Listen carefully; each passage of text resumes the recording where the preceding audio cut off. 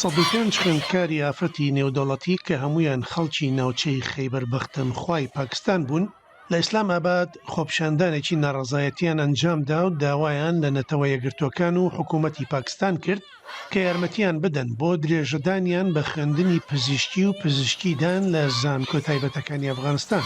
سیاسەتی تالیبان بۆ قەدەغەکردنی خوێندنی خانمان لە زانکۆ بەو مانایە بووە کە چیتر ناتوانن لەو کار و پیشەیەدا بەردەوام بن. ئەو خانمانە خوێندنیان لە ئەفغانستان هەڵبژار چونکە نرخی بڕوانامەی پێشکەوتو زۆر کەمترە، بەڵام ئێستا وەک خۆیان دەڵێن هیچ شوێنێکیان نییە بۆی بچن.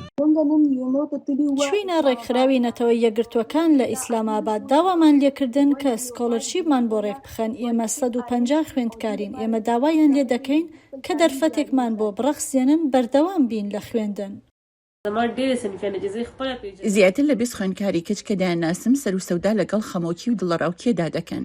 لە ئێستادا لەژێر چارەسەری پزیشکیدان بۆ خوێندکار دۆخێکی زۆر سەختە کە مامەڵەی لەگەڵدا بکات. سەید عرفان ئەشرەف کە لە بەشی ڕۆژنامەگەری لە زانکۆی پیشاوەر لە پاکستان کار دەکات دەڵێت ئایدۆلۆژیای ڕادیکاڵی تالیبان لە ئەفغانستان کاریگەری لەسەر بەشێک لە پاکستانیەکان دروست کردووە. لە ئەفغانستان قەدەغەکردنی خوێندنی ژنان و سنووردارکردنی چۆنیەتی جلو بەرگمان بینی. ئەمەش دەبێتە هۆی گۆڕانکاری لە ڕەفتاری گەنجانی خۆمان لە پاکستان.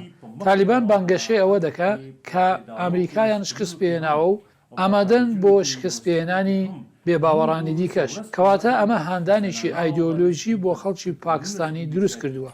سپوگمای گۆڵ کە لە زانکۆی نەنگەرهار لە جەلال ئاباد دەخوێنێت دەڵێت تەواوکردنی خوێندن و بەدەستهێنانی بڕوانامەی پزیشکی تاکە خەونی منە. لە 3 ساڵی ڕابردوودا لە ئەفغانستان پزیشکیمان دەخوێن. ئێمە بە ململانێکی زۆردا تێپەڕین. ئێمە تێچووی زانکۆی تایبەتیماندا. هەموو شتێک بە فیرۆ دەچێ ئەگەر دەرفەتمان پێ نەدرێ. ئێمە داوا لە حکوومەتی پاکستان و جیهان دەکەین هاوکاریمان بکەن و خوێندنی تایبەتمان بۆ دابین بکەن. تالیبان تا ئێستا قوتابخانەی ناوەندی و زانکۆکانی کچانی دەخستووە. قەدەغەکردنی ژنان لە پارکە گشتیەکان و هۆڵەکانی وەرزش و حەمامەکان و حیجابی زۆرە ملێ و ڕووپۆشینی سەپاندووە. هەروەها ئیتر ڕێگە بە خانمان نادرێت کار بۆ ڕێکخراوە فریاگوزاریەکان بکەن.